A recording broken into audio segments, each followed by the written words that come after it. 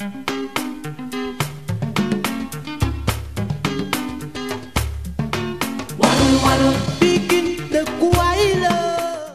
le panel suivant va être animé par Ibrahima Faye, qui est un chercheur à l'IFAN. Donc il va nous parler du système matrimonial Wolof dans les textes de Kiné Lam, tradition et modernité.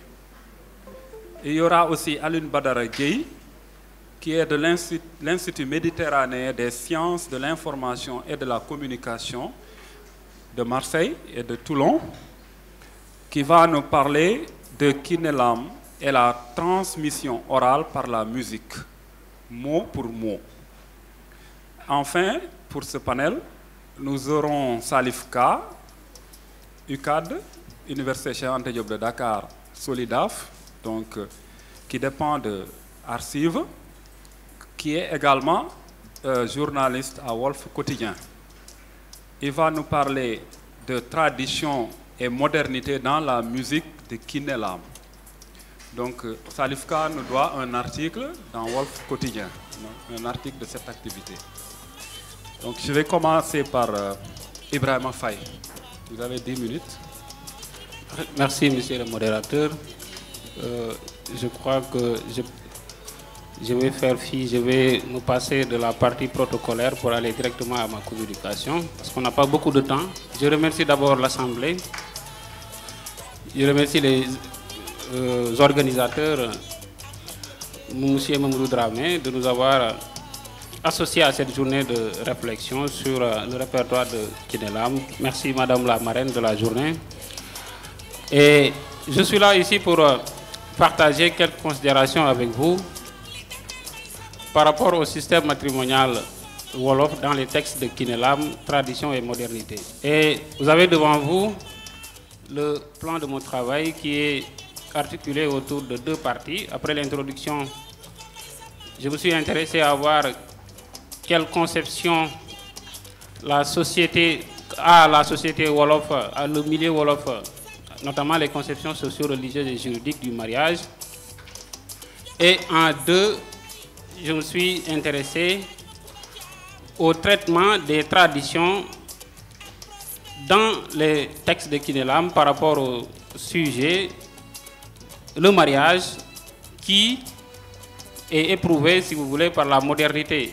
Quel traitement la cantatrice fait-elle du système matrimonial face aux épreuves, face à la modernité? Donc, ce travail est parti d'une question de recherche, notamment quelles sont les représentations culturelles et idéologiques liées au système matrimonial dans le répertoire de Kiné Lam. Et en m'intéressant à la question, j'ai vu que beaucoup de chercheurs se sont intéressés au sujet, notamment Ablaye Bara Diop en 1981, Khadim Baké avec son ouvrage Le mariage en islam, Fatou Bintou Dial qui a traité le sujet dans une approche sociologique dans son ouvrage Mariage et divorce à Dakar, itinéraire féminin, mais aussi Momar Sissé qui a traité de la question dans son ouvrage,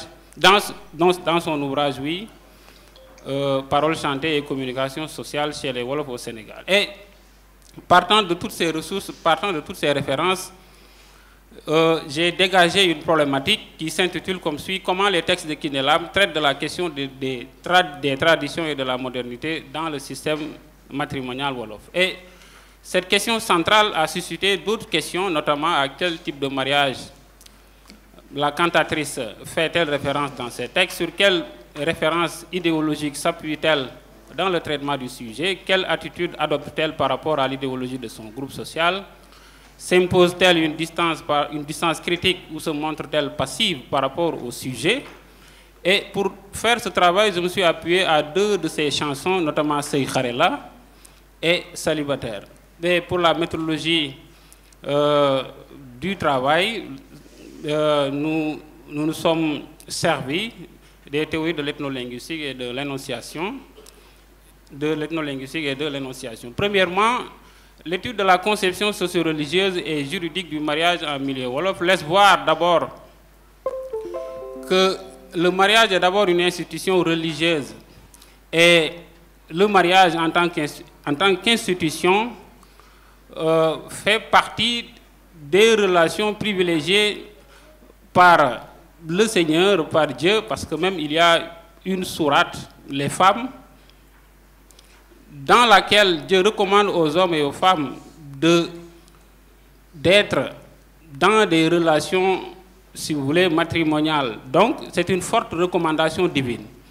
Ensuite, le mariage est un marqueur social. La situation très souvent dans nos sociétés, la situation matrimoniale de l'individu est déterminée par ça, bien sûr, par le fait qu'il est ou qu'il n'est pas dans une relation matrimoniale. Donc, il y a des représentations forcément liées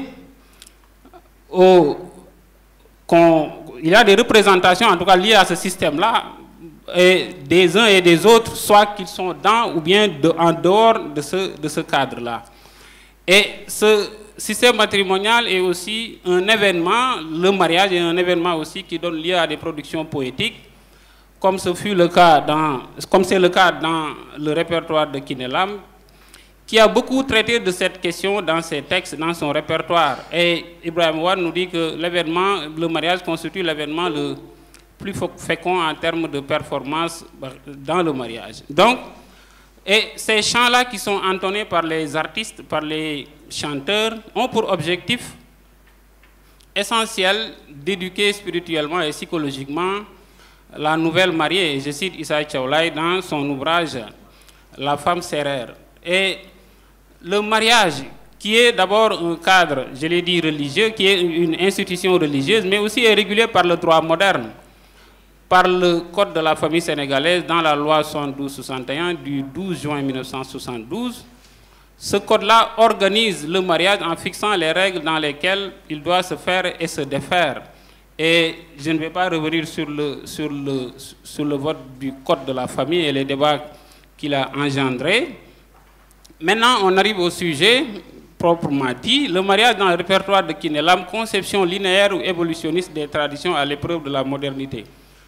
Ce qu'il faut noter ici est que la cantatrice éprouve le poids des traditions dans son acte de composition. Il baigne dans un milieu où les traditions, où les idées reçues dictent, si vous voulez, ou bien influent sur sa création. Et elle est obligée, si vous voulez, d'être poreuse à ces idées-là qu'elle reçoit et qui émanent de la société et qui constituent la règle qui régit cette même société-là. Et cela se témoigne dans son texte, dans sa chanson Sey Kharela, que vous avez ici au tableau. Sey Kharela, sa bo ci juré dom jam nañ la, sey dafa metti waye buñ ko mané nañu gorgorlu sey ngir njabot ge. Taru kër jigéen la, sagub kër jigéen la, magasinu yàlla bi muy denc ngëneel yi mooy jigéen ñi, jublu leen ci sëy yi, ñaan yàlla doom yi gontu, liggéeyu ndey balaa moo feeñ ci kër doom ya gontu. Donc on sent ici dès le début du texte que la cantatrice reproduit des idées convenues et l'analyse du cadre de référence de sa performance laisse voir qu'elle est influencée d'abord par son cadre social, par son environnement social, par sa religion, par l'imaginaire du groupe social auquel elle appartient. Et elle est ici sous le dictat de la doxa familiale qui constitue un ensemble d'opinions reçues sans distinction évidente. Et peut-être elle va expliquer tout à l'heure, elle n'adopte pas ici une position critique par rapport à ces idées-là qu'elle reçoit. Donc, sa production n'est, si vous voulez, ne porte aucune revendication nouvelle par rapport aux conditions de la femme. Son propos a même des allures prosélytiques et elle n'éprouve pas le besoin de partir du principe de se munir d'une capacité d'actualisation particulière permettant d'adapter les vérités de son temps. Donc, ce faisant, elle donne une certaine légitimité aux dictons, souvent, qui sont jugés, entre guillemets, tendancieux et partisans en défaveur de la femme partagée dans l'espace public. Vous savez qu'il y a beaucoup d'étiquettes qu'on colle aux femmes. Jigéen li ko dal metti na fit wa dafa reuy xel matul. Ça, c'est une catégorisation de la femme et qui circule dans la société. Et un autre dicton, jigéen ni wéni seugé non le Donc il y a des représentations, il y a des, si vous voulez, une catégorisation de la femme, et très souvent dans le texte de Kiné Lam, ce qu'elle fait, ce n'est pas d'aller en guerre ou bien guerroyer contre ces représentations-là, mais pour elle, la femme doit être soumise, la femme, elle doit avoir en tout cas une attitude plaisante à l'endroit de son mari. Et elle-même, elle reconnaît plus tard dans le texte que cette société-là a changé. Mais son objectif, c'est quoi? C'est d'essayer d'apaiser, si vous voulez, les ardeurs de ces femmes-là. Parce qu'à la fin du texte, dans ce xare-là, bi nga nek jëkkër yàlla boole leen njaboot nga xeeb la mu yor chargé ko tapage yóbbu ko tribunal la yow defe ni yaa daan te booba yaa ngay jooy lor njaboot ga lay doonoo jigéen ñi moytu leen. Et dans ce texte, l'évocation de la saisine des juridictions comme le tribunal par la chanteuse pour régler les différends opposant les deux conjoints s'explique par le fait que l'épouse au foyer, se sentant de plus en plus émancipée, s'arroge le droit de critiquer certains aspects de la tradition. Évoluant dans un système matrimonial moderne, elle profite des avantages que lui offrent d'autres instances habilitées à trancher les conflits d'ordre social. Cette nouvelle possibilité que la femme a pour solliciter l'arbitrage de la justice publique dans les conflits matrimoniaux est un fait culturel en rupture avec les pratiques traditionnelles ou religieuses. Ce que j'ai nommé dans mes travaux de la palabre traditionnelle à la justice formelle.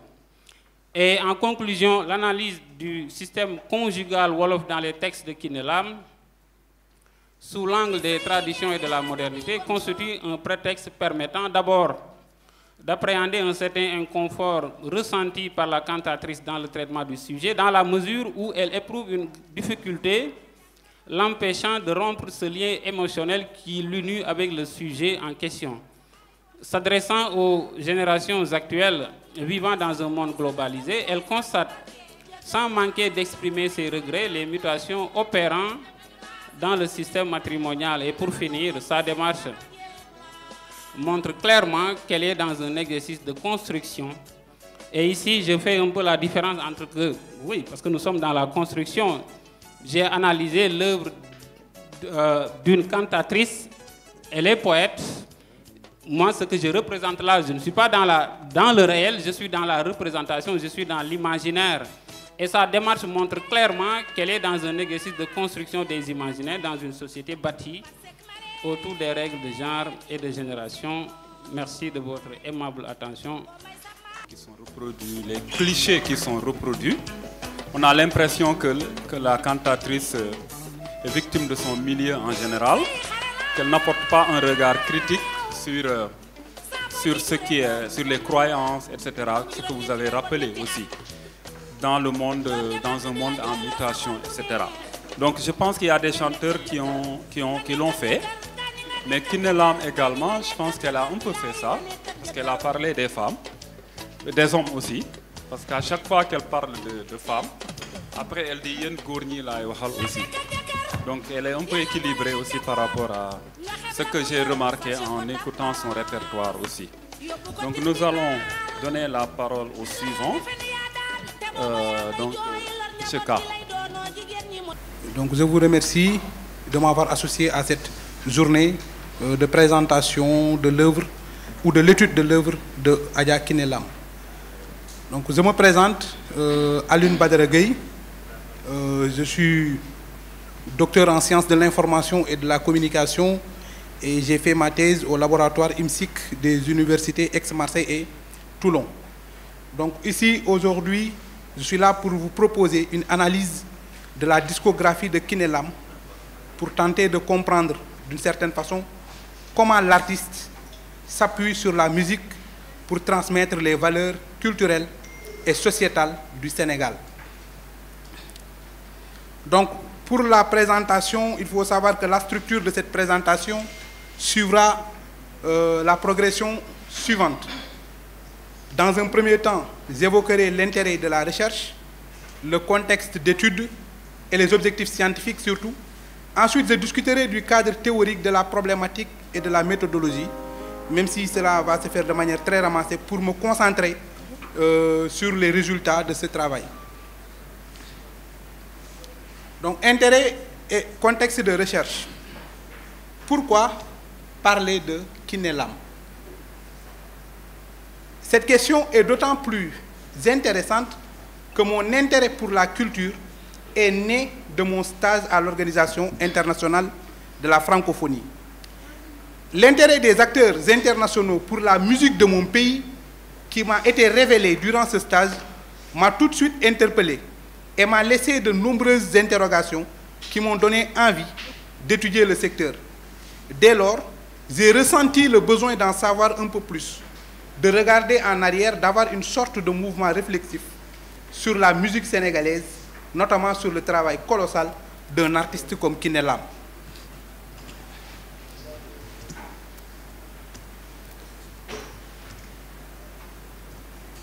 Pour présenter Kiné Lam, je vais m'appuyer sur 2 points. Kiné Lam, 14 ans, et la musique prend le dessus. Ensuite, je vais expliquer 2 dates qui sont assez fondamentales dans la trajectoire de l'artiste. Ces 2 dates clés, c'est 1977 et 1989. Donc Kiné Lam est né dans une famille de griots, comme on l'a si bien reconnu, mais elle commence à chanter à l'âge de 14 ans. Après, elle pourra me rectifier si c'est incorrect. Avec son père qui sera son premier manager, puis il va laisser la place à son mari, comme pour reconnaître dès le départ l'importance qu'elle donne au kilifa. En 1977, elle rejoint le Théâtre national Daniel Sorano, ce qui va influencer profondément sa démarche musicale traditionnelle. Elle-même, elle le dit dans un entretien accordé à Didier Awadi. Au Théâtre national Daniel Sorano, on nous apprend la musique. Ce n'est pas n'importe qui y entre. Et donc, par ces mots, on peut comprendre que ce passage à Sorano a été l'occasion pour Kiné Lam de se frotter à la musique traditionnelle et d'affiner son talent, sa voix et son approche de la musique avant d'entamer une carrière professionnelle. Cette carrière professionnelle va, en 1989, l'amener à sortir un album qui va s'appeler Cheikh Anta, pour entamer sa carrière donc professionnelle avec des productions populaires dont l'ambition était de promouvoir la défense de la création culturelle sénégalaise face au rouleau compresseur de la world music. Face au rouleau compresseur de la world music, pourquoi? Parce que pendant cette période-là, la world music influençait la plupart des musiciens sénégalais de l'époque. Pour dire que l'envie de modèles venus d'ailleurs était grande, mais Kiné Lam était surtout conscient du fait qu'il ne fallait pas les dupliquer au risque de perdre le mantra sénégalais. Voilà. Maintenant, on en arrive aux objectifs de recherche. Donc l'idée de cette recherche était de questionner les évidences pour aller au-delà des apparences. Interroger aussi le discours ambiant pour contribuer à l'étude des artistes et de leurs œuvres. Ainsi, on pourra identifier les dynamiques de positionnement de Kiné Lam et la manière dont ces chansons favorisent la transmission des valeurs par la médiation. Pour dire que notre communication analyse la question de l'approche artistique de Kiné Lam dans un contexte de revendication identitaire et de défense de la diversité des expressions culturelles comme catégorie de fierté de l'homo-sénégalensis. Il analyse leur justification dans un environnement national réservé ou caractérisé par une crise des valeurs, voire une remise en cause des points de vigilance de la société sénégalaise que nous mettons ici en évidence à partir de la lecture de 3 titres majeurs de sa discographie, Sey, Dogo et Nimay Doxé. Donc la problématique qu'on a soulevée, c'est comment Kiné Lam utilise l'ordre social et l'imaginaire sociétal dans sa musique pour débattre du devenir collectif et des relations interpersonnelles. Il faut souligner que les thèmes qui traversent les chansons de Kiné Lam interrogent profondément la société sénégalaise et s'articulent autour d'une question fondamentale. Qu'est-ce que la transmission orale? Cette question, qui est aussi celle que nous posons dans le cadre de cet article, nous amène à nous interroger sur la manière dont Kiné Lam s'appuie sur l'ordre social et l'imaginaire sénégalais. Ceci étant, il faut rappeler que la transmission orale de la tradition représente chez Kiné Lam tous les types de témoignages transmis verbalement, comme elle le fait sur le peuple sénégalais et son passé. Cette transmission s'inscrit donc dans un processus de médiation des savoirs et des valeurs culturelles. Ici, on va un peu parler du cadre théorique assez rapidement. En fait, j'ai inscrit ma recherche ou cette communication dans une théorie qui s'appelle la médiation culturelle. Donc c'est une approche communicationnelle de la transmission orale qui interroge la force théorique des récits à travers la notion de médiation culturelle, donc que je viens d'évoquer. Deux auteurs majeurs m'ont aidé à interpréter ou à réfléchir autour de la pensée ou de l'œuvre de Kiné Lam. C'est Jean Caunes. Jean Caunes qui considère la médiation comme la construction de la relation qui croiserait dimensions éthiques, point de vue esthétique, au sens du partage de l'expérience du sensible, mais surtout visée pragmatique. Et nous avons aussi Michel Gelreau qui vient nous aider dans son approche de la médiation culturelle comme lien et conciliation. Donc pour la méthodologie, nous avons fait ce qu'on appelle des entretiens. Nous avons étudié des entretiens de seconde main, comme les entretiens qu'elle a accordés à Awadi ou les entretiens qu'elle a pu accorder à la télé. Et nous avons surtout fait une analyse de contenu à partir de la lecture de 3 titres majeurs de sa discographie. Comme je l'ai dit tantôt, Dogo, Sey et Néositolo, Dangay Yakarni, Bu Asaman Si Dee Daanu, Bo Joxañee Mu Taxaw, Ngay Rabaxu, Di Talaxu, Naan nu ma neex lay doxee, nu ma neex lay waxee, nu ma neex lay solo. Elle utilise ici une pédagogie du bien pour montrer que les points de vigilance de la société sénégalaise ne peuvent être pleinement pris en compte que si chaque Sénégalais se dresse comme bouclier pour préserver les valeurs et les références culturelles du pays. Cela montre que la transmission des valeurs sénégalaises en tant qu'acte de médiation culturelle ne peut se contenter d'une relation instantanée entre individus, mais plutôt la visée d'un sens qui dépasse la relation immédiate pour se projeter dans l'avenir. Je vous remercie. Merci beaucoup, M. Gueye. Vraiment, quand on fait parler les textes, ça renforce la pertinence et ça donne vie aussi à ce qu'on dit.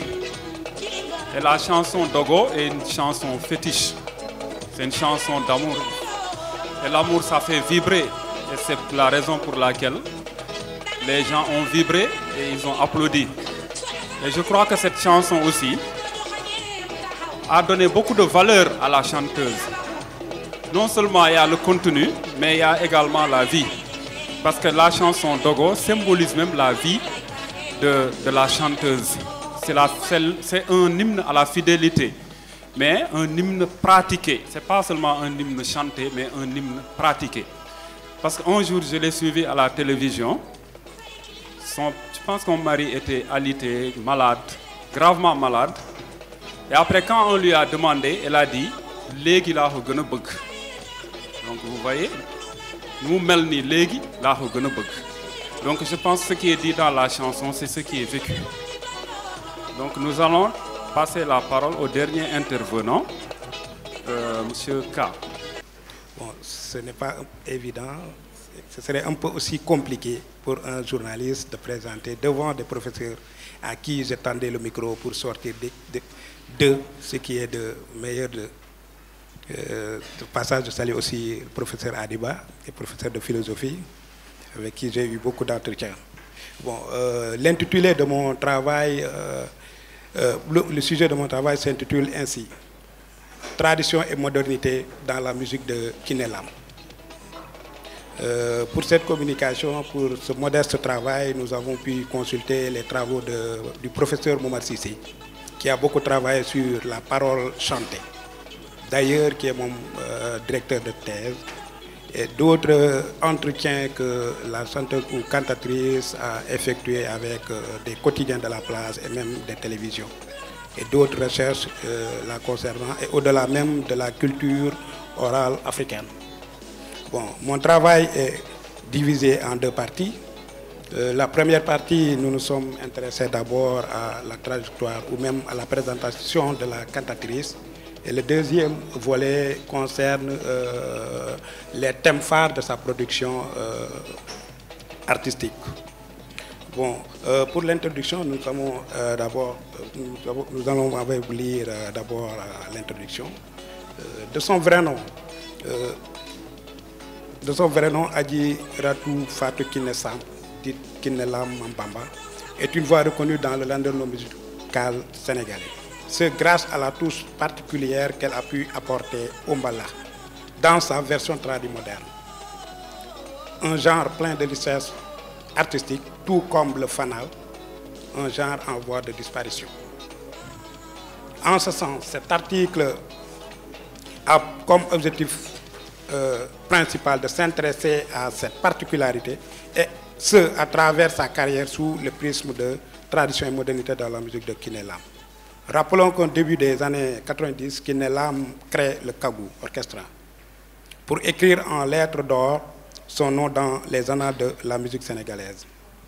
L'écho de la voix de cette dame, qui en 50 ans de présence a marqué de la plus belle des manières la scène culturelle du Sénégal, fait encore vibrer les mélomanes sur un flot de décibels rassemblés dans 19 albums. Comment Kiné Lam a pu allier tradition et modernité dans son œuvre musicale au point de plaire à de nombreux mélomanes? C'est à cette question que nous allons essayer de répondre. Pour cela, nous allons d'abord présenter la Kiné Lam en 2 points, la cantatrice, l'envol de la cantatrice.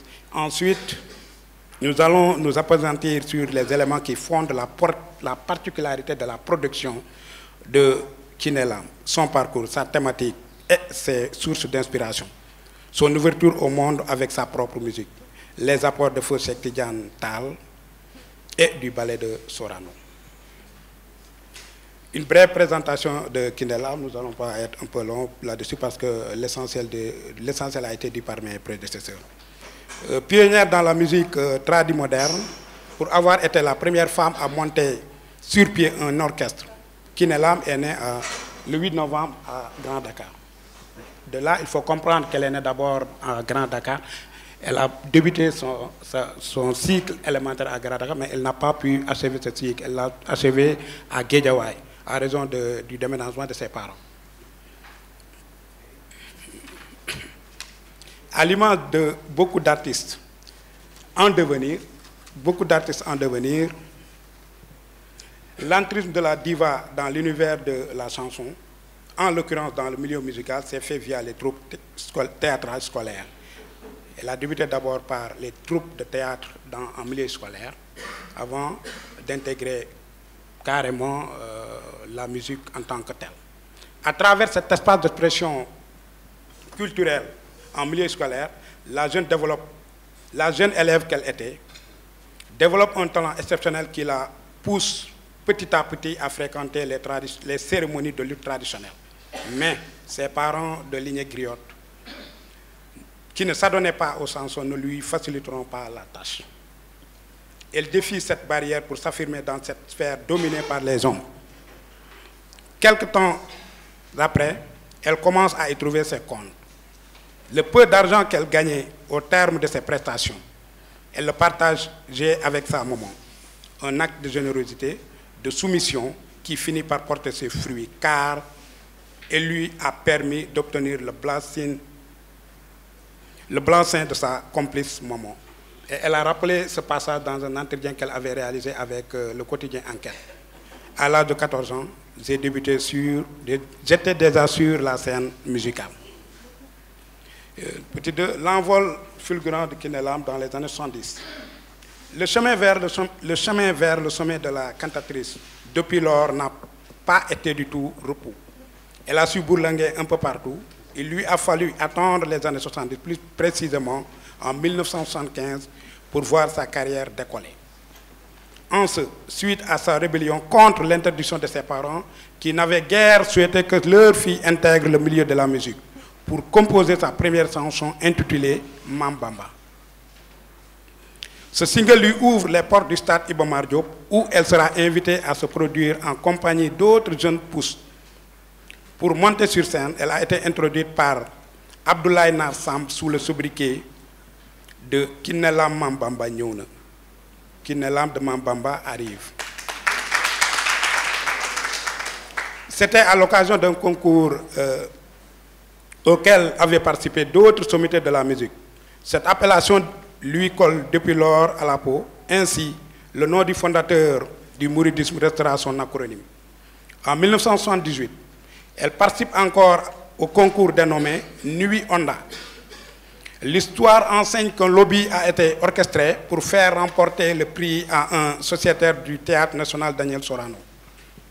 Mais le public avait tranché en faveur de la petite Kiné, lequel public estimait qu'elle avait été brillante, que sa prestation avait été brillante et que le trophée lui revenait de droit.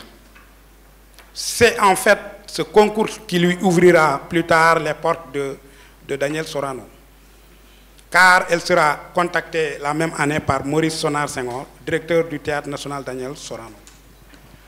Tous les ténors, notamment Samba Diabaré Samb, Amadou Ndiaye Samb, Ndiaga Mbaye, et parmi d'autres, étaient membres du jury lors de son audition. Sa prestation, lui, les avait tous éblouis. Au terme de cette séance d'écoute, elle a été autorisée à intégrer l'ensemble lyrique traditionnel du Théâtre national Daniel Sorano. À Sorano, Kinelam a fait la connaissance de plusieurs artistes, hommes et femmes, comme Soda Maman et d'autres. Aux côtés de cette élite, elle réussit à parfaire son apprentissage. Ce succès va lui ouvrir d'autres portes, car elle sera plus tard repérée par des producteurs de la musique moderne. Ainsi débuta une carrière alliant musique moderne et musique traditionnelle. Kinelam restera dans cette institution jusqu'en 1999. Avant de quitter pour créer son propre groupe musical, ce départ de Sorano a été précipité par des contrats et des tournées internationales, car il lui a été imposé de choisir entre l'ensemble lyrique du Théâtre national Daniel Sorano et sa carrière musicale solo. Sa première production, par contre, elle l'a faite en 1981 avec le groupe Super Étoile. C'est précisément en 1989 qu'elle est entrée dans la musique moderne avec Silar Productions. Elle part ensuite à Abidjan, en Côte d'Ivoire, pour enregistrer l'album Cheikh Anta Mbacké, dont le titre Dogo avait cartonné. Ce morceau a été dédié à Ndongo Thiam, son défunt époux. Depuis lors, celle qui a fêté il n'y a pas longtemps 50 ans de présence dans la scène musicale démultiplie les succès. D'année en année, Kinelam ne cesse de bercer, de par sa voix mélodieuse et la quintessence de ses paroles chantées, ses fans. La deuxième partie s'intéresse à la singularité ou bien la particularité de la production musicale de Adja Kinelam. D'abord, nous notons en premier point son parcours. C'est une artiste qui a connu le succès au milieu des années 70, avant d'intégrer même l'ensemble lyrique traditionnel du Théâtre national de Daniel Sorano. Et ce, contrairement à ses consoeurs artistes tels que Soda Mama Fall, Madjojo Nying, Athiawele, Mawa Kouyaté, la doyenne Khar Madiaga, aux côtés desquels elle évoluait au sein de la dite troupe. Kinelam est également la première femme à avoir démissionné de Sorano, à l'image de Feu Ndiaga Mbaye, pour ce qui est des hommes, pour aller monter son propre orchestre musical moderne dénommé Kagou, bibliothèque en français.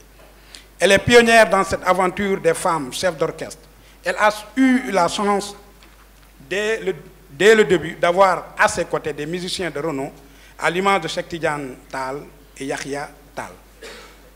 Et elle a réussi à s'imposer dans ce registre, après avoir fait preuve dans la musique traditionnelle. Elle avait sous la coupole des musiciens professionnels avec les massaillers, la batterie, Iboudien, guitare, etc., pour ne citer que cela. Autre particularité de Kinelam, c'est qu'elle avait une réelle ouverture d'esprit. Elle l'a jusqu'à présent. Parce qu'elle écrit et interprète des titres en français. Mieux, elle s'essayait même à chanter en anglais. Kinelam a aussi séduit par sa longévité sur la scène musicale sénégalaise où elle évolue depuis 1975. Elle totalise presque 50 ans de présence sur fond de tournées européennes et américaines. Elle a fini par être affublée du titre de Reine du Mbalax, pour reprendre les propos du 31 musicien et parolier de renom, Souleymane Faye. Kiné Lam est une habituée des premières, a réussi à porter haut le flambeau du Mbala. Kiné Lam Mambamba. Par ailleurs, l'attachement de Kiné Lam à la famille de Khadimou Rassoul avait fini de faire d'elle un label des produits issus du legs mouridisme. Elle avait réussi la prouesse de consacrer une chanson à tous les fils vivants de Cheikh Amadou Bamba et même à ses petits-fils, Serigne Moustapha, Serigne Fallou, Baye Lahad, Serigne Abdou Khad, etc. Elle a été aussi la première femme à être produite par Youssou Ndour en tant que cantatrice de Sorano, celle qui avait une bonne oreille musicale, selon nombre d'acteurs, a aussi été produite par la grande maison qui a fait rêver tant d'artistes de sa génération. Et dernier point, les thèmes phares de la musique de Kiné Lam. Adja Kiné Lam reste la plus grande voix féminine de tous les temps du Sénégal et même parmi les plus grandes voix de l'Afrique. Si on parle de diva dans la scène musicale, on fait référence à elle pour avoir fait ses preuves aussi bien dans la musique traditionnelle que moderne. Elle s'est sentée en mbalax, mais aussi d'autres rythmes, quelle que soit l'origine et la provenance de ces musiques. Elle développe aussi bien des thèmes de société. Elle est la voix des femmes, des valeurs, des femmes qui cherchent à protéger leur mari, à répondre aux besoins de leur mari. Le morceau Dogo, rendant hommage à son défunt époux, en est un exemple patent. Elle magnifie dans ses paroles chantées un couple légendaire que tout homme et femme rêve et doit copier. Cette chanson lyrique inspire les femmes à respecter leur ménage, à aider leur mari dans l'éducation des enfants. Le morceau démontre également que Kiné Lam vit le mariage comme le recommande la religion musulmane. Ce qui a fait qu'elle a assisté son défunt époux jusqu'à son dernier souffle de vie. Aussi, Kiné Lam est la voix des hommes d'honneur, des hommes qui travaillent pour la société, qui s'occupent de leur famille. C'est une voix éducative, une voix qui donne des messages forts et pleins d'enseignements dans la plupart de ses chansons. Et renvoie son public chez Cheikh Amadou Bamba, une référence dans le monde musulman, dans la résistance pacifique contre le colonisateur, dans la dignité, le courage et l'abnégation. Ces critères sont bien illustrés dans ces morceaux en hommage au fondateur de la confrérie mouride et à sa progéniture, mais également à travers d'autres albums comme Balla et Sebouri. Et dans cet album, intitulé Balla et Sebouri, Kiné Lam démontre un talent exceptionnel de chanteuse. Ces types sont nombreux comme Dogo, Galas, Oumou Tabara, Djaraf, Lergui et Sey. Mais Balla et Sebouri est celui qui installe définitivement dans le rang de véritable diva de la chanson sénégalaise. Dans Lago du Ouest, inspiré par sa grande sœur, aveugle, Kiné Lam démontre sa pédagogie. La chanson enseigne une belle leçon de vie. Elle rappelle aussi bien aux jeunes filles et garçons que rien n'est trop tard dans la vie. Le riche peut devenir un jour pauvre et vice-versa. On peut être en bonne santé, tomber malade demain. Tout est éphémère dans ce bas monde. Une personne ordinaire peut devenir du jour au lendemain célèbre. Elle démontre ainsi le volet mystérieux de la vie sur ce bas monde. Ces thèmes développés dans l'œuvre, dans la production musicale de Kiné Lam, sont devenus presque rares dans la scène musique sénégalaise avec la jeune génération qui imite en grande partie l'industrie musicale américaine et nigériane. Toujours dans sa production, Kiné Lam s'inspire de sa famille d'abord, de son vécu, de son entourage du Sénégal, de sa conviction, de sa religion, mais surtout de son appartenance confrérique. Elle s'inspire tout simplement de la vie de tous les jours, des faits de société, de ce qu'elle traverse tous les jours. Elle fait toujours allusion également, et cela se reflète dans toutes ses productions, de l'histoire des guerriers comme Lat Dior. Voilà. Maintenant, le deuxième et dernier point, c'est l'ouverture de sa musique. C'est-à-dire que Kiné Lam s'est pu, auprès de ses collaborateurs de l'ensemble lyrique de Sorano, a pu démontrer un talent qui lui a permis de s'ouvrir avec sa musique, elle personnellement, sur le plan international. Et à Sorano, après avoir été auditionnée par Conavin, elle fut retenue pour rejoindre sur le plan international. Elle représentait un peu partout le Sénégal. Le président Abdou Diouf l'éleva ainsi au grade de chevalier de l'Ordre national du Lion et au gré des contacts et des engagements, qui ne l'a multiplié à ses tournées internationales qui vont la mener successivement en France, en Espagne, en Italie, en Angleterre et aux États-Unis. Elle décroche aussi beaucoup de trophées et un micro d'or en 2011. Ainsi, après avoir engagé assez d'espérance avec l'Orchestre national, la diva aux inspirations fécondes va côtoyer la super étoile de Youssou Ndour, qui lui aura permis de réaliser Mambamba comme premier album. L'apport de Cheikh Tidiane Tall dans la carrière musicale de Kiné Lam. Oui. C'est-à-dire, Cheikh Tidiane a mis son talent au profit de presque toute la jeune génération d'alors, jeune génération de femmes musiciennes du Sénégal. Cheikh Tidiane a mis son expérience reconnue au profit de la gente féminine sénégalaise. Il a commencé très jeune au sein du groupe Khalam, tant que tombiste joueur, et c'est par la suite qu'il a remplacé le professeur Sakir Thiam à la guitare. Après le Khalam, il a eu un parcours extraordinaire. Il a été chef d'orchestre du Sahel de Dakar qui a été mis sur pied par Ndiouga Kébé. À l'issue de cette aventure, il est allé aux États-Unis avec son ami Idrissa Diop pour y essayer de nombreuses années, pour y rester de nombreuses années avant de revenir au Sénégal. Il prendra à son retour les destinées de l'orchestre Kagou de Kiné Lam en tant que chef d'orchestre et arrangeur. Il joue aussi accessoirement à la guitare et au clavier. Dans un entretien avec Walfou Quotidien, il a rappelé ses relations avec la cantatrice Kiné Lam. Au-delà de Kiné, il a travaillé avec quasiment toutes les autres voix féminines de la scène musicale sénégalaise. On peut citer Dial Mbaye, Fatou Guewel, etc.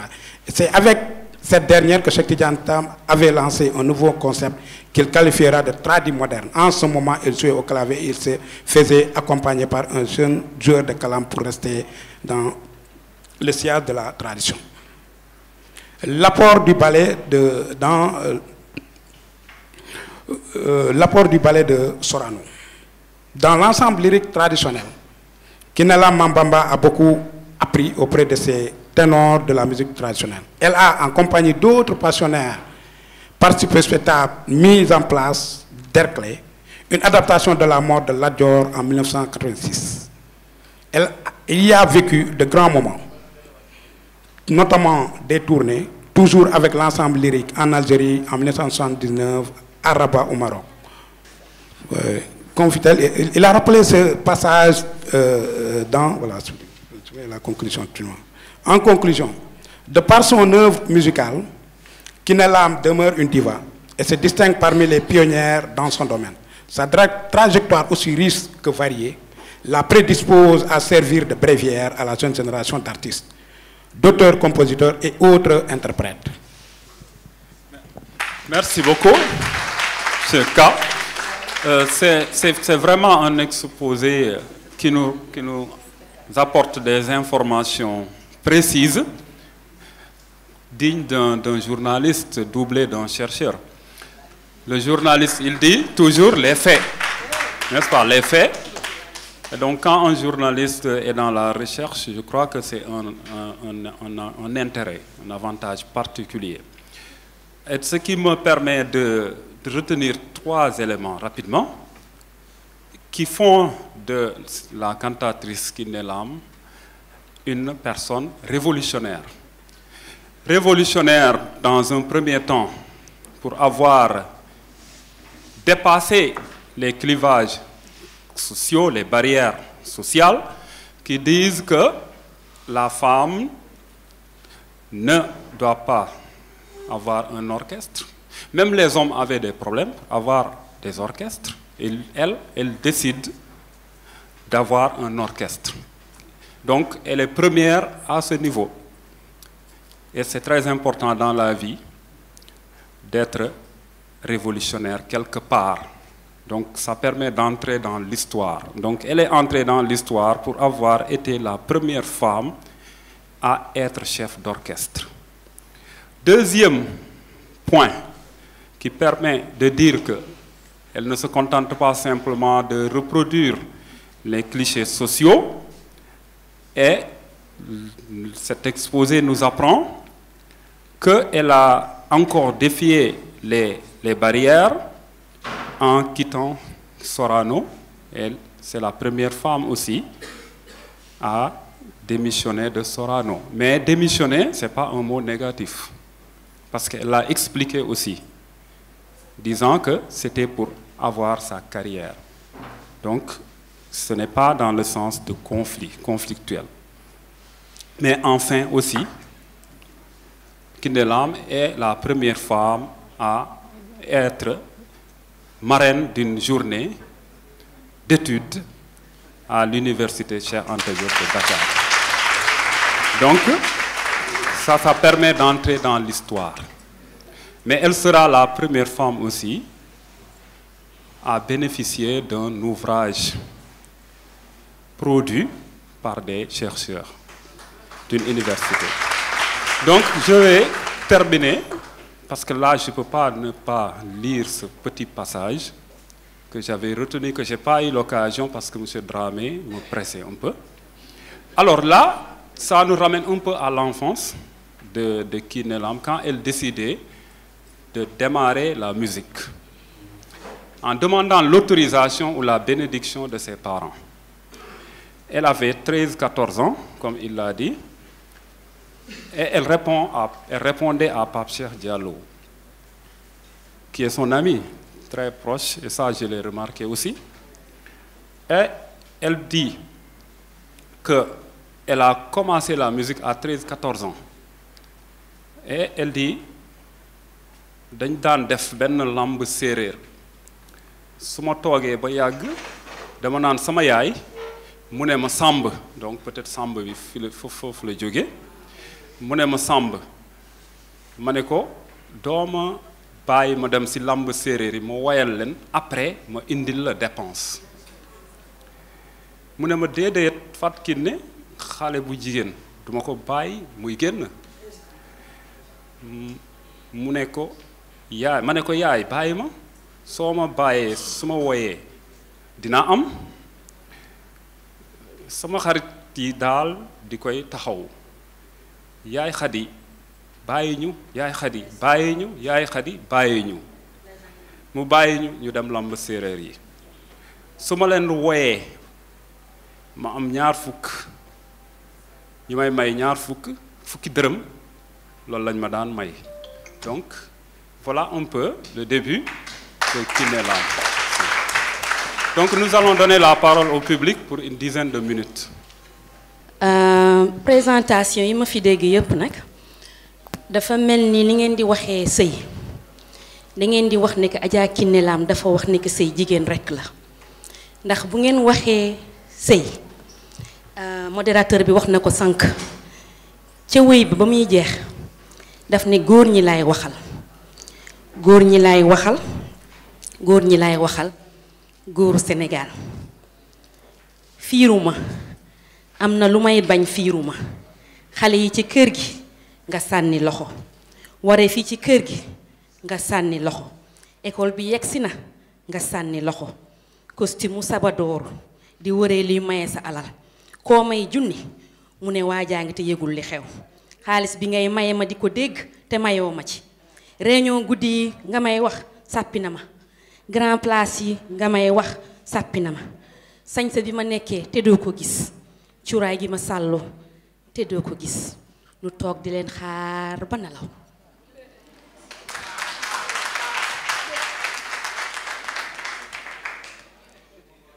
ndax dangeen a yaakaar ne que sëy jigéen dong la, ndax li ngeen fi waxee noonu yépp loolu ngeen wax te Adja Kiné waxul loolu.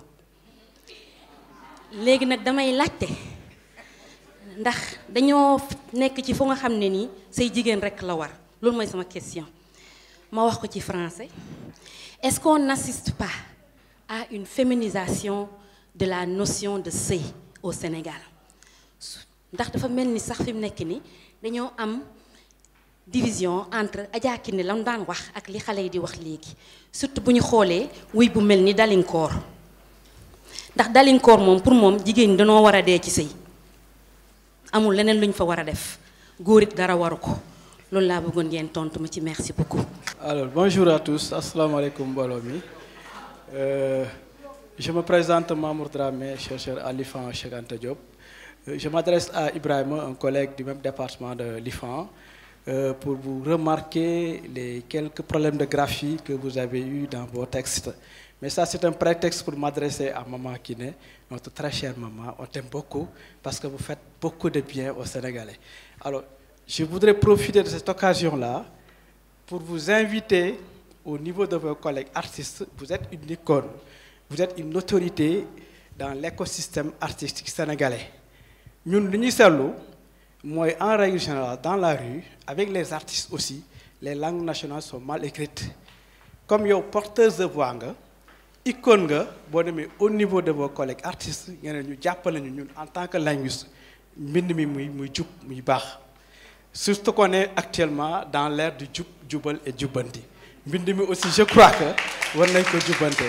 Voilà, merci beaucoup, maman. Lola, au niveau de vos collègues artistes. Merci. Merci. Bonjour, je me présente, Dr Aminata Diop, je suis enseignante ici au département d'histoire et géographie. Oui, chef de département histoire géo. Donc je vais commencer par remercier les organisateurs de cette belle journée consacrée à une dame qui nous a fait rêver, Adjaratou Kiné Lam, à plus d'un titre, par sa voix, par ses thématiques, mais par son orientation sur le fondateur du mouridisme, Cheikh Ahmadou Bamba Khadim Rassoul. Donc, je vais commencer par parler du mariage. Je pense qu'on en a beaucoup parlé à travers les deux chansons, Sey et Dogo. Dogo qui est une chanson mythique. Hein? Dogo qui a aussi fait rêver des couples, qui a montré l'image d'un couple fusionnel entre deux personnes qui s'admirent mutuellement. Parce qu'on a eu à entendre Kiné Lam dire Dogo, sama waay la. C'est fondamental. Autant Sey peut paraître contraignant pour la femme, et pas tout à fait d'ailleurs, parce que l'autre partie de Sey touche aussi les hommes dans leurs responsabilités propres.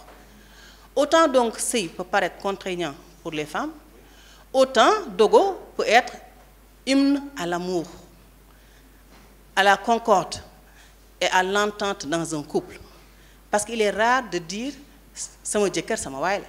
Maintenant on dit sama sang la, on montre toujours l'ascendant du mari, mais là on montre la fusion entre le couple.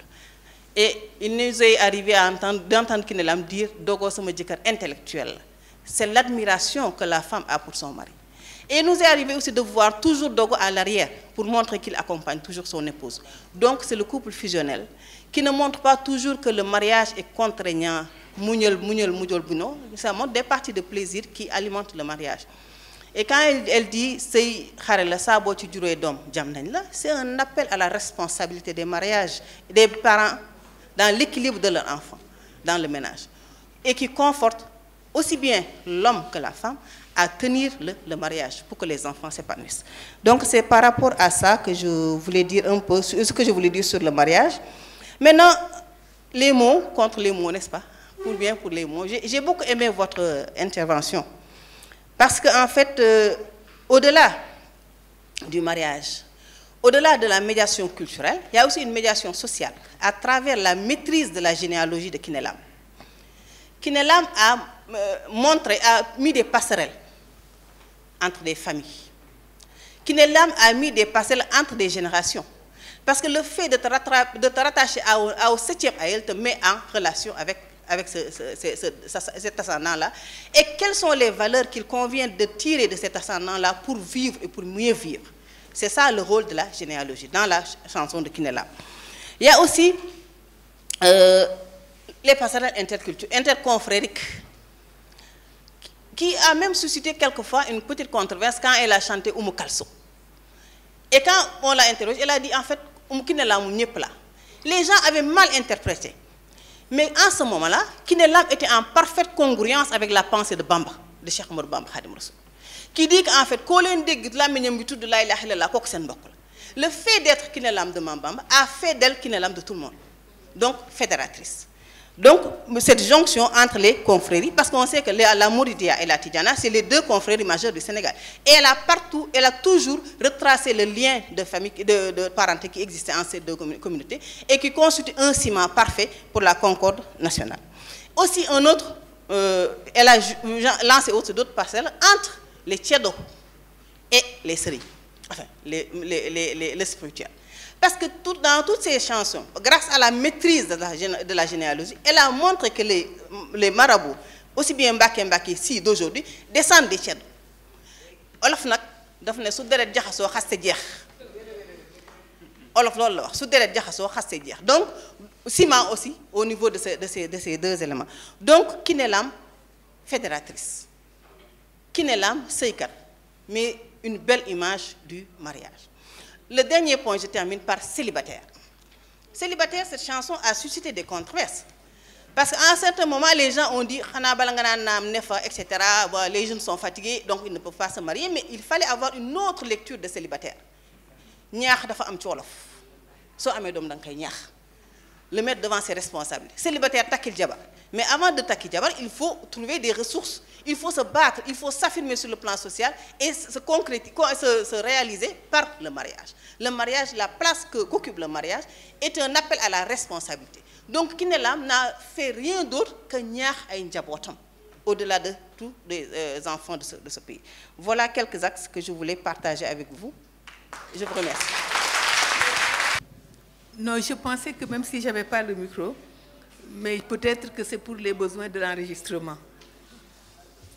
Yaakaar naa ni kii seen panel bi daal wax dëgg yàlla dafa complet macha allah parce que panel bi dimension biographe ak historien wu Kiné Lam mais au-delà de l'analyse de contenu c'est aussi l'analyse du discours moom ngeen def ci panel bi.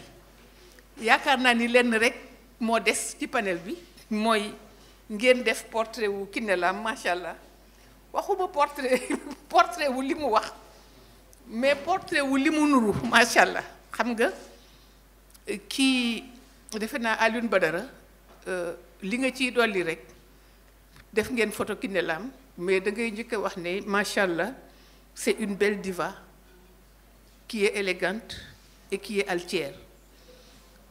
Parce que la façon dont la personne porte le discours est une dimension du discours et qui n'apparaît pas dans ce qu'elle dit, mais qui dit quelque chose de ce qu'elle est.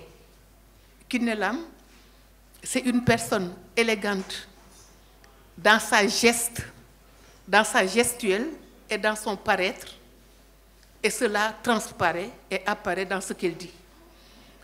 Je pense que wax ngeen lu bari ci say xare la duma ci dellu si maa ngi wax sama doom bi nga xam ne moo doon wax ne sëy bi jigéen la ak góor ne dégg naa ko. J'ai envie de te dire I get you very well parce que discours bi dañu koy énoncer dans le cadre d'une société patriarcale et qui dresse des oreilles particulières pour n'entendre qu'une partie de ce qui lui est dit. Parce que defe naa li gën a am solo wala lenn li am solo ci say xare la mooy Kiné Lam dafa interpeller ñaari parti yi nga xam ne dañu bokk ci ñoom ñaar ñoo def sëy bi mais ci biir contexte bi nga xam ne ci la ñu defee sëy bi li tax ma wax loolu mooy Kiné Lam c'est vrai que elle est une personne qui est et qui se situe dans le paradigme dominant de la société qu'elle incarne. Parce que même bu fekkee ne dafa convoquer doom yi dafa convoquer itam doom yi naka la askan bi gisee ne ëllëg ci la ñuy tekki kon moom dafa nekk ci paradigme bi mais ci biir paradigme bi interpellé na ci dérive yëpp dérive ku góor ki nga xam ne dafa bàyyi ay responsabilités am balaa muy nag def appel à l'éthique et aux valeurs parce que li muy def ci jigéen ji mais surtout dans un contexte bi nga xam ne les mœurs se délitent li muy woo jigéen ji mooy éthique de la responsabilité ak incarneel valeurs yi te loolu damaa defe ne ku dégg say xare la te déggoo ci loolu fekk ne am na lu des Alioune Badara defe naa ni def na loolu bu baax a baax a baax résumé na ko vraiment dans son triptyque amour xamatuma fi ma ko bindoon mais dans son triptyque endurance ak loyauté parce que xam nga ñett yooyu yépp dafa daan nekk lu ñu daan ñaaxe kiy sëyi mais dafa daan nekk itam lu ñuy ñaaxe ki nga xam ne moom la ñuy sëyal defe naa ni daal Kiné Lam dafay def hymne de la tradition en mouvement parce que comme li sama doom bi waxoon sànq ne la tradition ce n'est pas quelque chose de figé je pense que en tant que sociologue je l'ai entendu mais je crois que ce que fait Kiné Lam c'est qu'elle nous dit la tradition mais elle nous dit la tradition d'aujourd'hui la tradition en mouvement kon Kiné Lam nuru na maamam ndax nee na ci maamam la doon ne woy waaye nag Kiné Lam nuru na jamonoom parce que mi ngi woy li nga xam ne mën nañ ko dégg ci tey fi may finir rek mooy Kiné Lam journaliste bi nga dendal jàpp ko bu baax a baax nga fas sa mbubb ci simisam parce que bu fekkente ni da ngay seet koo xam ne mën na nekk historien wu sa trajectoire te mën na mat itam sa biographe bu fekkee ni sukkandiku na ki ñaar ñi nga xam ne ñoom la bokkal taabal ji yaakaar naa ni di nga gis bu baax a baax ci kaw taabal jooju ñi nga xam ne ëllëg ñooy rendre Kiné Lam kon nag maa ngi wax rek modérateur bi ne nga ne Kiné Lam mooy njëkk a nekk jigéen ji nga xam ne di ngeen def livre fii ci école normale ci moom ma di la wax ne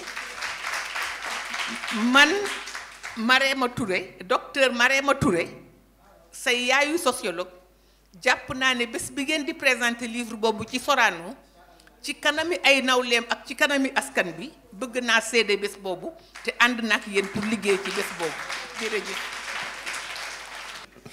non dama bëggoon bàyyi Thierno mu wax parce que Thierno moom mooy suñu spécialiste de tout ce qui est littérature wolof et de tout ce qui est mouridisme donc foog naa il est particulièrement indiqué pour wax ci affaire yi juste peut-être saluer initiative bi parce que c'est un événement important on parle bon temps yi boo demee ci conférence yi affaire yooyu ñëpp lu ñuy wax mooy décoloniser l'université affaire yooyu et en fait lu ñuy essayer wax mooy que xam-xam bi ñuy produire ci suñuy dëkk bi ñuy produire ci suñu milieu bi ñuy produire ci suñuy artistes yi en général duñ ko étudier da ngay dem États-Unis par exemple ñu wax la affaire bu benn chanteur nga gis koo xam ni ki dégg na wolof mu wax la lu benn chanteur sénégalaise comme Kiné Lam di wax fekk yow xamoo ko fekk yow en fait musique américaine ngay déglu wala leneen parce que ñun dañu am tendance di bàyyi xel li am feneen di fàtte li am suñu dëkk peut-être que lu ñu mën wone mooy que FASTEF en tout cas suñu école bi c'est vrai que ñu ngi jàngale li xew ci monde bi yépp wante ñun tam ci monde bi lañ bokk te ay nit yu mel ni yéen ngeen xam ni maintenir ngeen culture sénégalaise parce que yéen a tax ñu xam yoo xam ni peut-être bu dul woon yéen ñun duñ ko xam ñun ñu ngi leen di bàyyi xel te ñu ngi xool li ngeen def te ñu ngi jàng ci li ngeen di def te ñu ngi koy utiliser ci suñu liggéey donc mu nekk philosophe yi mu nekk littéraire yi mu nekk ñeneen ñëpp donc peut-être wax leen rek que ñu ngi leen di tiitaroo fépp fu ñu nekk le français est censé être la langue de la République mais bon j'ai quand même parlé wolof Thierno. te ñi nga xam ne ñoo teew fii ci panel bi maanaam dañu toj yax bi joxe nit ñi maanaam gi nga xam ne moo nekk ci biir way bi te boo ko seetee ba ci biir ñun dañu nekk société boo xam ni lu baax ak lu rafet ñoo yem xam nga professeur Sow dafa ni les esthéticiens c'est-à-dire di taquiner les philosophes parce que boo xoolee dans le programme de philosophie de terminale il y a une partie entière qui est réservée à l'esthétique donc la philosophie du beau te beau boobu ñun suñu société suñu cosaan lu rafet ak lu baax benn la donc bu rafetee rek bu ñu nee jëf ji rafet na rek mooy baax na mooy lu mat a roy la te soxna Kiné Lam dafa li gaa yi wax sànq ci suba jàngalekat la c'est-à-dire ñun ay jàngalekat lañu waaye moom ni muy jàngalee xëy na moo gën a xereñ sax ñun ni ñuy jàngalee ndax xam nga jàngale boo xam ni ci way nga koy jaarale day gën a neex a dégg te ku ko bëgg a xam tamit seet ci aadi mu may tooñ naan ma ci mbirum murit waaye boo xoolee wayu sëñ Bay Jaxate wala nga déglu wayu sëñ Moussa Ka c'est-à-dire loolu néew na ku dégg wolof koo xam ni du dugg sa xol te jàngale bi day ànd ak jàngale maanaam maanaa gi mu ngi ci biir way bi ba nga xam ni bu toqee sa nopp rek da nga koy jàpp ba noppi def ko genre viatique maanaam loo xam ni da ngay jàpp ni jëf ju jub wala ju rafet rek fii la war a aw ndax li sëñ Mbay Jaxate wax ci yar sëñ Moussa Ka indi tamit ay nettali ci mbirum jamono yi sëñ Touba ak bi fi sëñ Touba jógee ak métit yi nga xam ne ci la nit ñi nekkoon ak yaakaar bi nga xam ne moom lañu amoon ci sëñ bi ngir naataange dellu si mu indi ko ci way boo xam ni ku ko dégg da ngay xam la xewoon ba pare xam aussi yaakaar bi nga xam ni moom la sëñ bi jiwoon ci xolu murid yi ba nu yaakaar ni bu nu ko ñaanee rek jamono dana neexaat donc yooyu yëpp ay mbir la yoo xam ni soxna Kiné Lam dëgg-dëgg daf ñu ci indil ay firnde indil ñu ci ay kàddu yoo xam ni dafa des ci suñu xol ndax ni mu ko indee ci esthétique maanaam ci rafetaay waaye rafetaay gi dafa ànd ak maanaa googu nag moom mooy li ci ëpp solo te moom la ñu jàpp moo tax université bi tey mën ko dalal wax ci ay mbiram te rafetlu bu baax liggéeyam tey am yaakaar ni dana gën a law ba gone yi tey yi mën cee jëriñu waaw loolu rek laa ci amoon lu may wax maa ngi leen di gërëm di leen sant.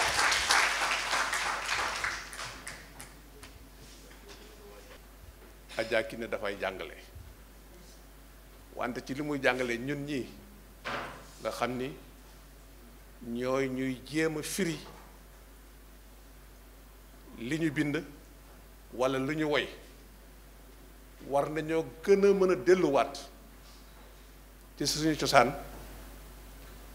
xool suñu làkk yi nan lañu sosoo ak nan lañuy tuddee yenn mbir yi xam nga soo nee mariage ci tubaab mari ngay jëkk dégg wante soo nee sëy ci wolof ku nekk xam na ñaar la mënul nekk kenn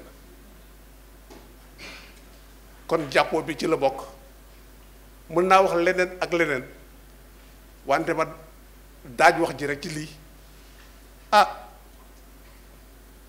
Adja Kiné dafa am kilifa nag mooy lan kilifa suñ koy firi mooy ki mu fi mu ni mu ki ko xam su la tegtalee yoon soo jaaree doo daanu kooku mooy kilifa bu mot te loolu dafa baax ci suñu dundit ñun bëgg nañu lépp lu ñuy def ñuy am ci kilifa moo tax maa ngi daane rek Kiné dafa dogu ci dogo moo tax mu am li mu am yal na yàlla may dogu ci ñun ñëpp. Madame Gaye, je vais juste repréciser mon propos. Ici, je n'ai pas l'ambition, ou bien je n'avais pas l'ambition de traiter ce thème sous l'angle du genre, qui me conduirait forcément à opposer hommes et femmes. Ce que je voulais montrer dans ce travail, c'est quoi?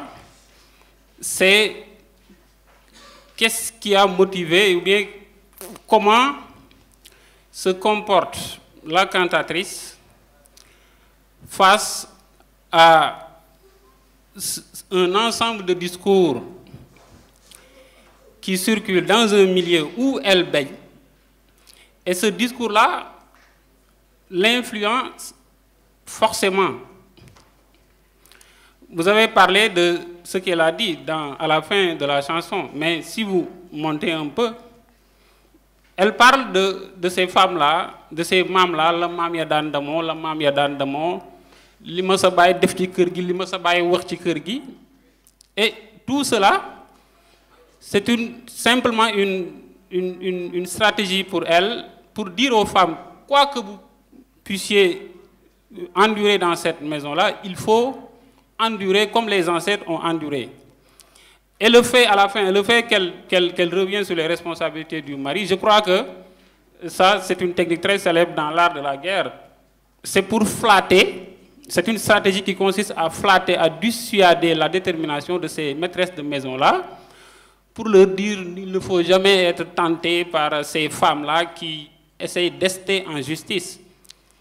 Et malheureusement, peut-être si elle avait l'occasion de répondre, est-ce qu'elle a réussi ou pas? Parce que dans les recherches, dans les travaux de Fatou Kiné Dial, aujourd'hui, pratiquement, sa recherche, ou bien son travail a montré que 80% des justiciables aujourd'hui, en tout cas en ce qui concerne les questions matrimoniales, 80% sont des femmes.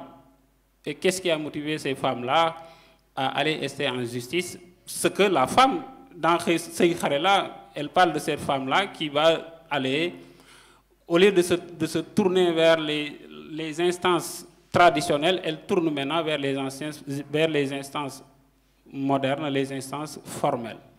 Donc j'ai essayé d'insister sur les traditions.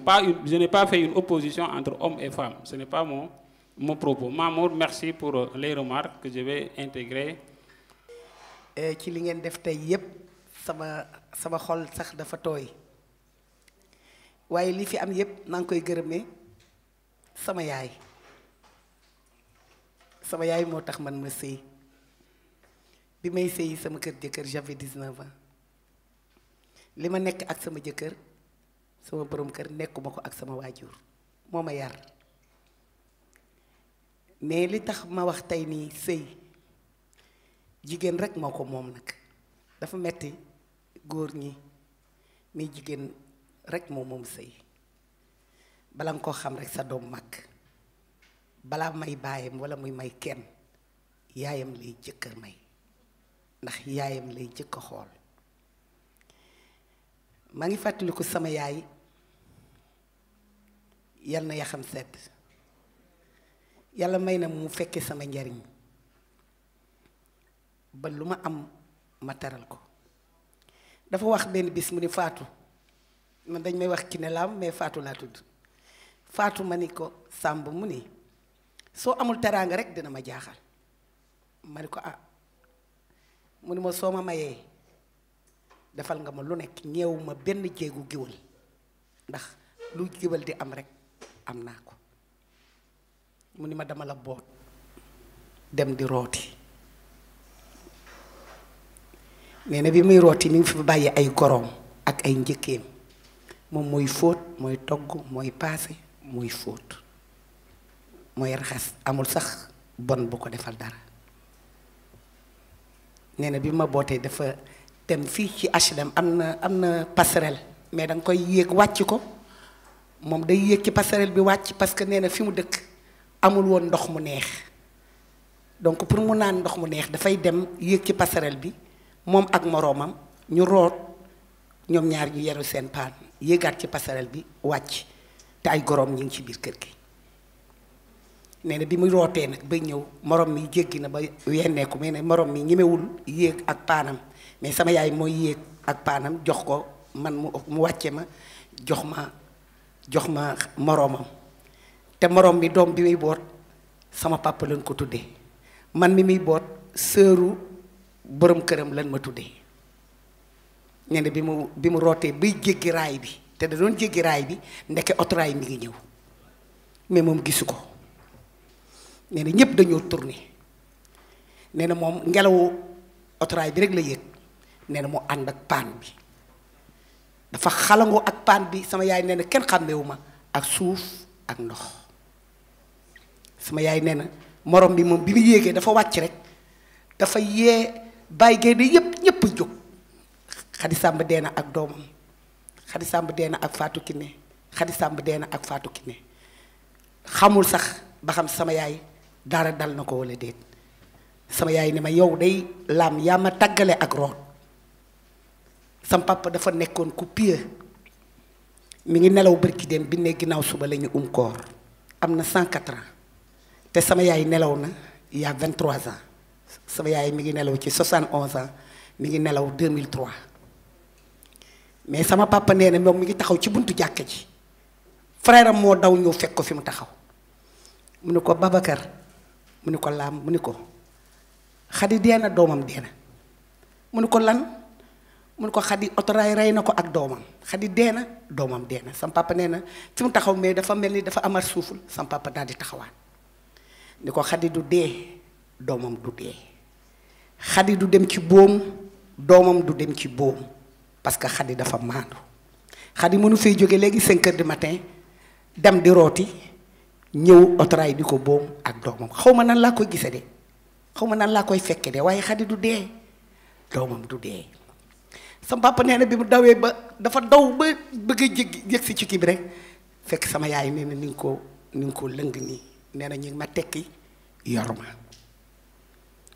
sama yaay nee na ma doom feebar naa ko 3 mois sama papa ni ko dootoo root mukk sa giiru dund dootoo root damay dem abonné ji naar mu lay rootal man may fay te nee na booba xandi ñaar dërëm lay jar mais keroog bi ma ko sama yaay waxee bi dama yuuxu ma ne ko yaay yow pourquoi ngay dem di rooti mënoo leen woon ñi ci kër gi nga leen rootuma mu ne ma man ko yaay pourquoi ngay dem di rootali nit ba otoraay nag waaye yaay loolu nag mu ni ma ah doom est-ce que man samay goronoo fa nekk te maa war a root maa war a raxas maa war a togg waaye doom kenn moomu ko bàyyi dina ci am de mais yaay dina ci am sëy boobu nag moom xëy na li mu sëy man defuma ko de xaajuma ko man duma ko def mais daal tey jii bés bii bokk na ci bés yi ma gën a fonk ndax duma dara bu ngeen fi toogee ba yépp Kiné Lam Kiné Lam Kiné Lam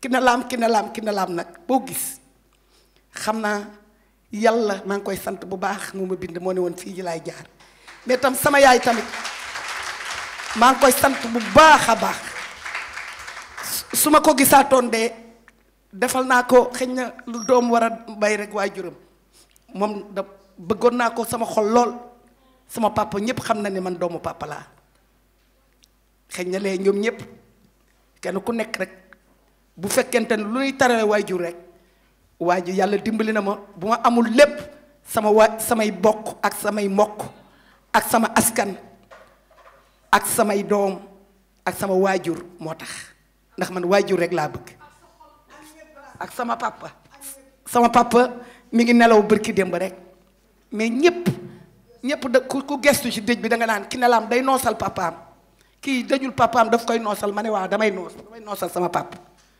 tey lu waay bëgg rek loolu laay def kon sëy xare la boo ca amee doom rek jam nañ la ndax sëy boo xësee ba am doom benn ñaar ñett mënatoo daw parce que boo demee fan ngay bàyyi say doom foo dem da ngay yóbbaale say doom soo amaatee borom kër mën naa am ni mu lay xoolee du ko xoolee say doom te jigéen kat saa yoo xoolee doomam nu ko neexul rek même bu amee beneen jëkkër sax intéressé tu ko doom rek la jigéen bëgg ñun doom rek la ñu am sunu doom yi rek la ñu am ma sant sama borom parce que sama doom yi mi ngi may jox dépense sama doom yi mi ngi may yónnee dépense sama doom war na ma yonti yàlla Muhammad dama muureeku rek sama doom ne ma kaay dem mag c'était en 2019 bi bàyyam nelawee kon man sant yàlla dañuy wax naan sëy c'est sacré xale jigéen yi metti na nag parce que seen genre bi ak ñun suñu genre duñu benn suñu jëkkër yi am nañu yërmande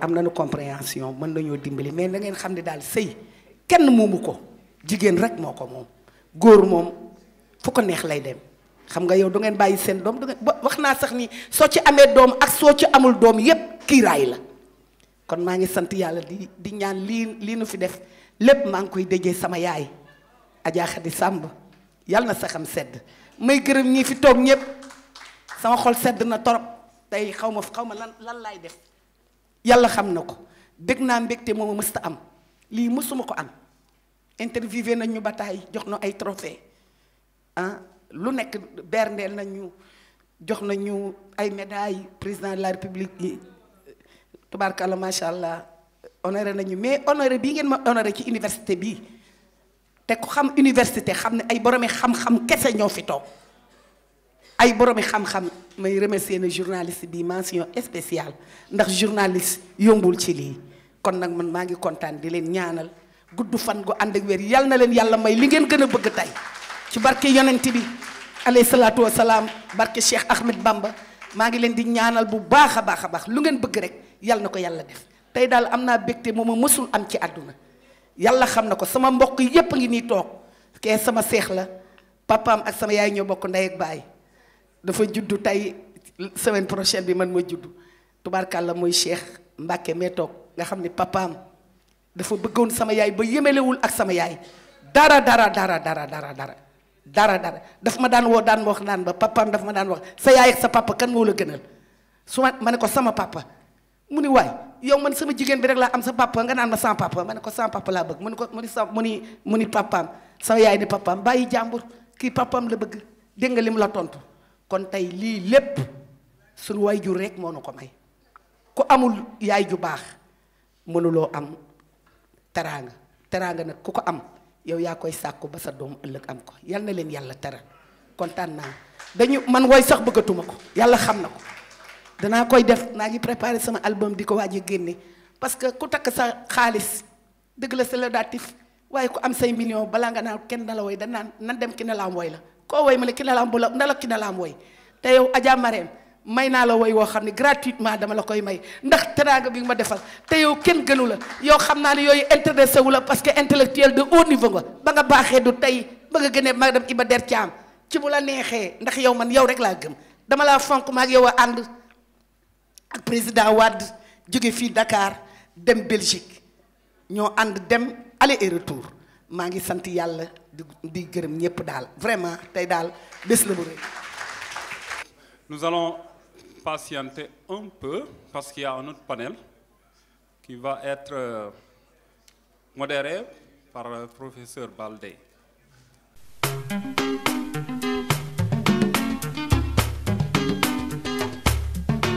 Walu walu